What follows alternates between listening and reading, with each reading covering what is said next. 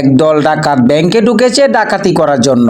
অভিস্তি গ্রাহক আর কর্মচারীরা তাদেরকে বাধা দেওয়ার চেষ্টা করলে ডাকাতরা বলল, শুনেন ভাইরা, টাকা গেলে যাবে সরকারের আর প্রাণ গেলে যাবে আপনার।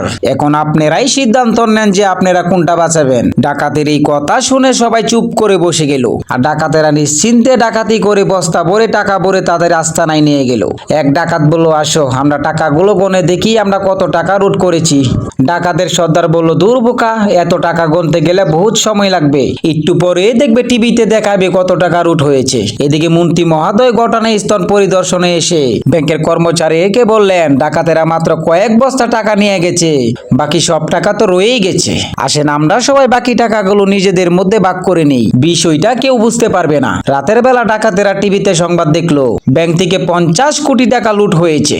তারা অবাক হয়ে তাদের লুট করা টাকা গুনে দেখে মাত্র 1 কোটি। তাহলে বাকি টাকা গেল কোথায়?